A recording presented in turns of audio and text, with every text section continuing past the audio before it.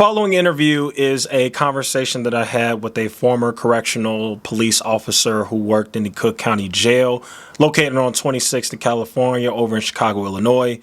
This same former correctional police officer that I interviewed also happens to be my father.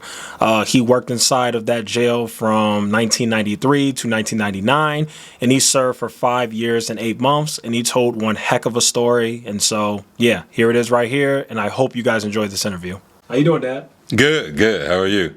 I'm good. All right, so I guess we'll just start from the beginning. So, where were you born and where'd you grow up?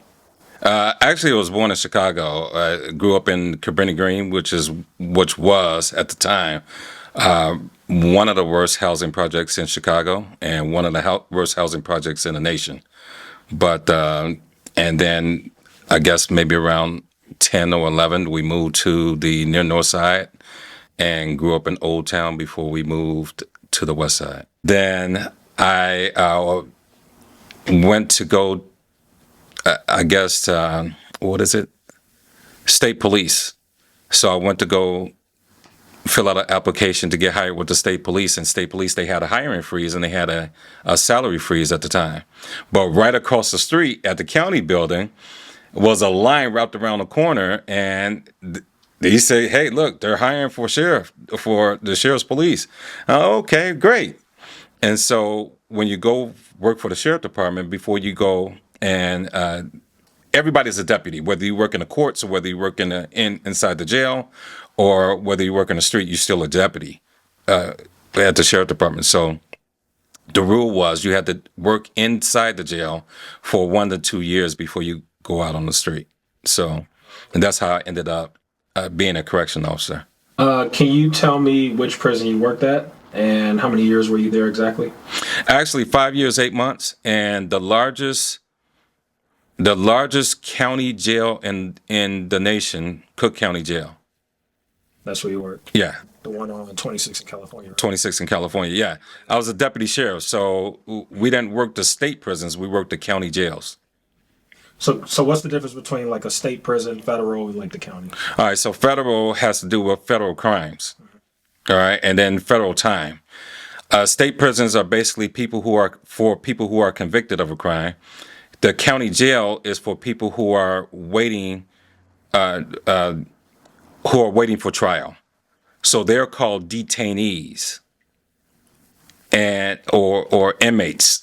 Yeah, but really the technical term is detainee, and in the state prisons they're called prisoners or they're called inmates. So in Cook County Jail, that's not exactly a prison. That's a jail. It's a jail, but it's a hardcore jail. Of course, they have it separated, just like prisons have the population separated according to what type of individuals they are.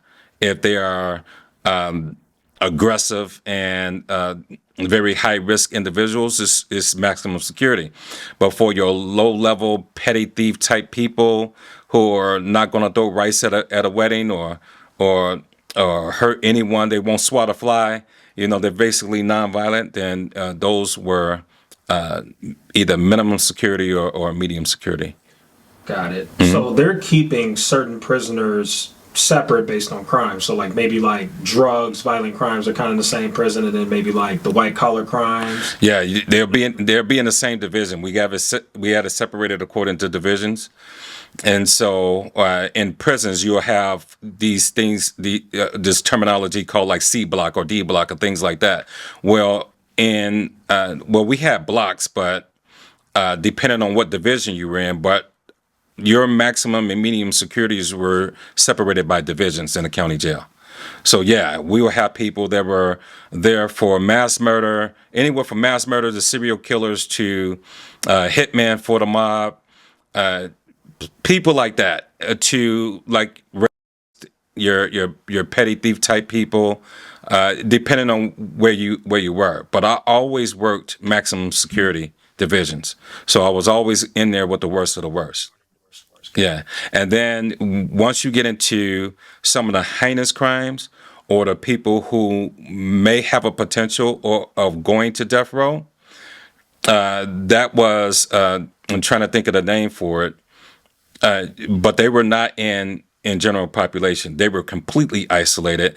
They had 23 hours in the cell, and they only get 1 hour out, and that was if they got that 1 hour out. Sometimes it was a little different, Got it. depending on their behavior. And you worked the night shift, right? I worked the night shift when you were born. Yeah, but after that, I worked the worst shift in the world, which is 3 to 11. So I never got to see anybody.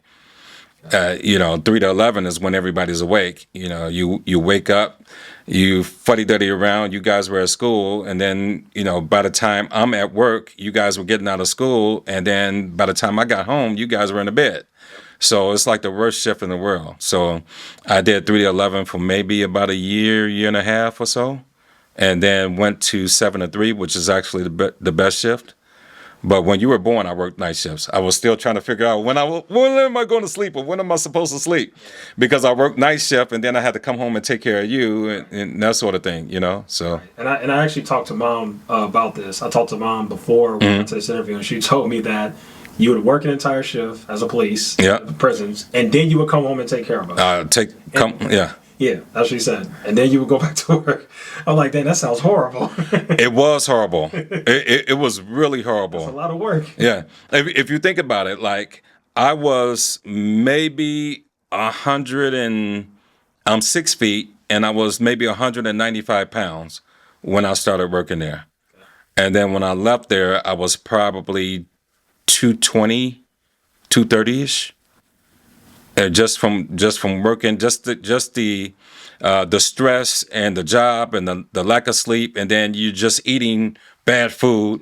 We went on food runs in the middle of the night, and that's how I learned to eat some of the stuff that I started eating, which was really bad. I never ate like that until I worked there, but those guys, man, they figure out some of the best places to go and some of the worst food in the world. It's not good for you at all, but it tastes great.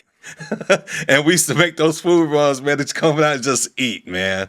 And then it didn't help to have, perks. So if you went to Burger King or McDonald's and Dunkin' Donuts, all you have to do is show your badge. They just give you food free just because you're police. So Yep. And so that brings me to a great question. And since we're on the subject of food, what exactly do the inmates eat? What's their food? Well, well, it's funny. The reason why I'm laughing is because they had this like weird color meat. They used to call it mystery meat, which is kind of funny. But it's basically food like you eat. It's highly processed food. It's like food that they will serve in a school lunchroom, cafeteria, whatever you want to call it. But that's what it was. And a lot of the guys who were health conscious, they would eat the fruit. And, some of those things, they get things from commissary, and they fix those things rather than eat the food that came up from the cafeteria.